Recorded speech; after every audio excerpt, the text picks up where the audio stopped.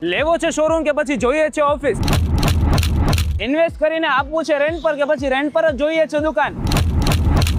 Area એવો જોરદાર ને પ્રોજેક્ટ એવો કમાલ કે નફો જ થશે, ભૂલી જશો નુકસાન. ગ્રાઉન્ડ ફ્લોર ઉપર આ એક જ શોરૂમ બાકી છે 324 સ્ક્વેર ફીટનું. મજાની વાત તો એ છે કે ફર્સ્ટ ફ્લોર પર ડબલ હાઇટેડ શોરૂમના માત્ર 2 જ યુનિટ બાકી છે, એ પણ કોર્નરના.